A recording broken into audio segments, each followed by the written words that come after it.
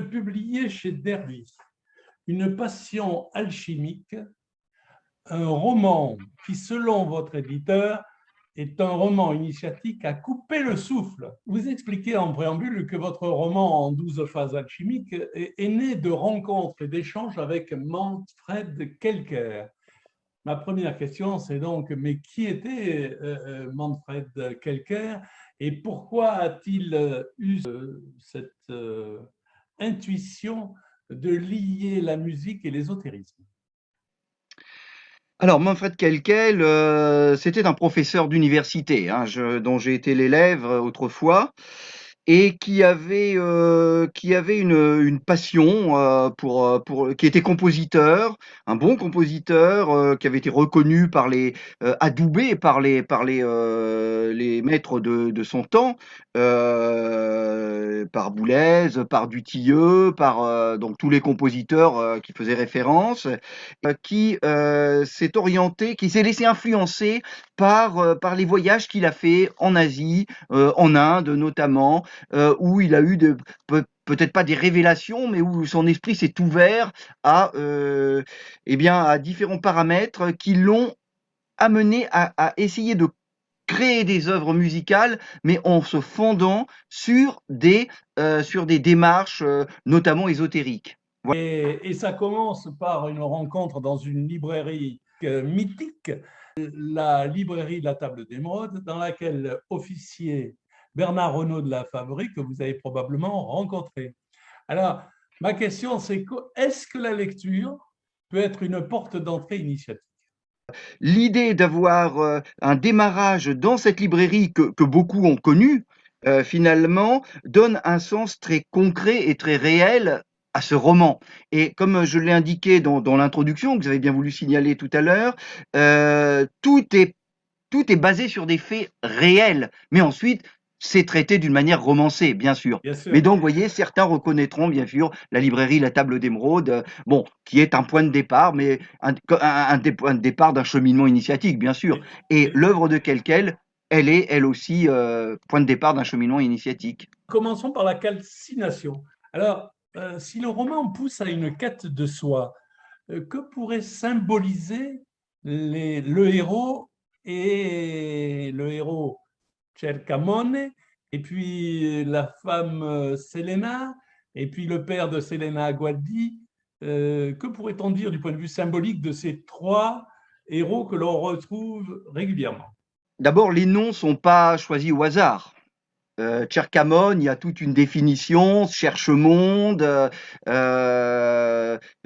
cherche personne, enfin, c'est une quête de soi. Le héros est à la recherche de lui-même. Et comme toute démarche finalement initiatique, on va à la recherche de soi-même. Et toute la démarche, d'ailleurs, qui dure 1 an. Hein, vous savez que Don Pernetti disait qu'il fallait 1 an pour arriver au bout de sa propre recherche. Donc, tout est basé sur une démarche, donc effectivement, en 12 étapes, les 12 étapes bon, d'un processus alchimique, qui correspondent aussi aux 12 mois d'une année solaire et qui permettent donc de donner un cadre spatio-temporel. Bon. Ensuite, Selena, bon, bah, c'est la lune, c'est le personnage féminin par excellence, qui est à la fois imagination et réalité, parce que elle transporte le héros dans des lieux tout à fait inattendus, des rencontres inattendues. Elle était présente en 1935 et elle est très jeune en 1980. Donc là, ça pose quand même des questions. Que se passe-t-il? On est dans le transtemporel. Bon. Et quant à Gualdi, bah, c'est aussi une référence à un ésotériste italien.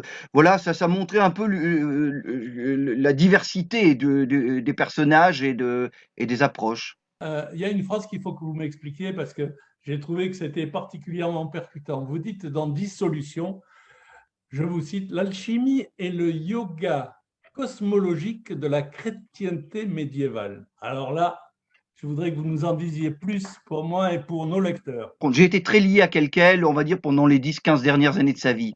Et il m'avait raconté que justement, il avait été très influencé par l'imagerie médiévale. Eh bien, c'était pour lui la base de la transposition à la fois de la musique, comment dire, de sa manière dont il allait composer sa musique en s'inspirant évidemment d'éléments du Moyen Âge qui étaient ensuite adaptés au monde moderne, bien sûr. Hein, il n'utilise pas des instruments du Moyen Âge dans ses écrits, mais voilà, le Moyen Âge c'était un point de départ pour un approfondissement de soi tel que je l'avais compris.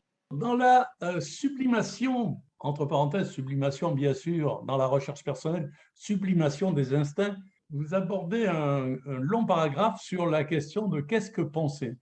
Et vous dites, je vous cite, nous ne voyons jamais assez que nous vivons sur plusieurs plans du réel. Et donc, tout un travail de recherche sur le spiritisme, le paranormal. Et là, nous sommes dans quel plan? Des plans de rêve ou des plans de science?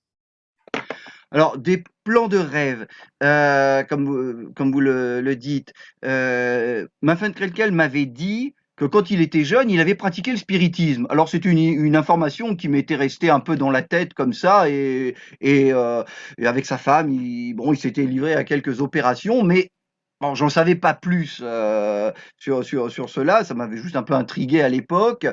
Et effectivement, le spiritisme était un moyen pour lui d'un dialogue fécond qui devait toujours mener vers la création. Et Voilà. d'ailleurs, c'est tout à fait vrai, comme je vous ai dit, qu'un certain nombre de choses sont, enfin, à la base, tout est vrai, et ensuite c'est romancé.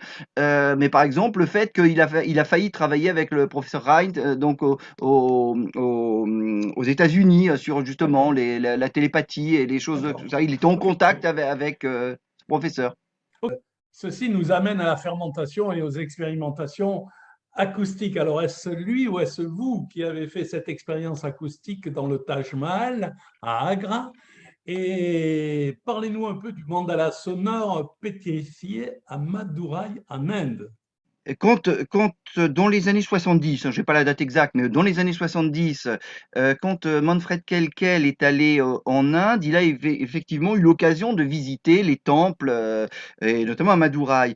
Et il s'est rendu compte que il a réussi à déchiffrer, hein, je crois que c'est le mot, les sculptures des chapiteaux historiés qu'il y a sur ces colonnes, et il en a déduit que c'était en fait des partitions de musique. Alors il est vraiment le premier à l'avoir fait. Il avait écrit un article d'ailleurs à ce sujet qui était paru dans les revues de musicologie. Donc ça c'était un point de départ pour lui. Hein. Donc c'est pas du tout une invention, ce sont des éléments vrais hein, qu'il avait qu'il a eu l'occasion, sur lesquels il a eu l'occasion de travailler, parce que Manfred Kelkel était à la fois un compositeur, mais également un musicologue. Hein, donc il y avait la réflexion qui venait au-delà de l'action. Et donc là, c'est vraiment un élément vrai qui donne comment dire, une vision de la sculpture différente, puisqu'elle est musicalisée, de la pierre qui chante. Voilà ce que sont ces temples et tels qu'il les avait décrits dans son article. Alors, on termine par la coagulation, et ça se passe à Venise. Donc, Ah, retrouvailles de Cercamone, de Selena, de Gualdi. Et vous posez la question des lieux énergétiques. Y aurait-il des lieux énergétiques générateurs de failles spatio-temporelles prouvant que le temps n'est pas linéaire? c'est un chapitre, le chapitre 8, effectivement, alors que plusieurs chapitres sont, on va dire, d'actualité, nous mènent, on est dans le temps présent. Là, d'un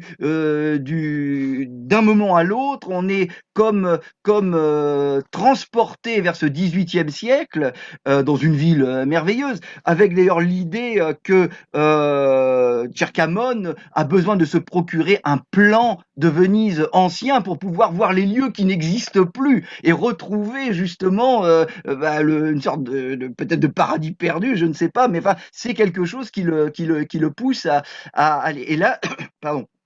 Effectivement, il y a des énergies qui sont produites dans des villes, dans des lieux, par des objets et qui sont de nature à nous transporter. Bon, la musique elle-même, bon, qui est un bien immatériel, est de nature à nous transporter et dans différents univers, et liée avec la géographie imaginaire, mais qui a été réelle. Bon, bah, c'était un moyen de nous téléporter, comme on se téléportera à la fin vers le 12e, 13e siècle. Voilà, oui, il y a des lieux qui marquent puissamment. Eh bien, Jean-Jacques Cavalli, avec cette dernière réponse, merci pour ce superbe C'est voyage moi. dans le temps et dans l'espace, puisque nous nous retrouvons au Pérou, à Nazca, nous nous retrouvons en Inde, à Bénarès et à Madurai, on se retrouve en Italie, à Venise, on se retrouve à Katmandou, au Népal, on se retrouve sur le mont Athos, en Grèce, on se retrouve avec les monstres du Loch Ness, en Écosse, on se retrouve au Mexique avec les pyramides mexicaines. Et vraiment, votre roman est un enchantement. Merci beaucoup.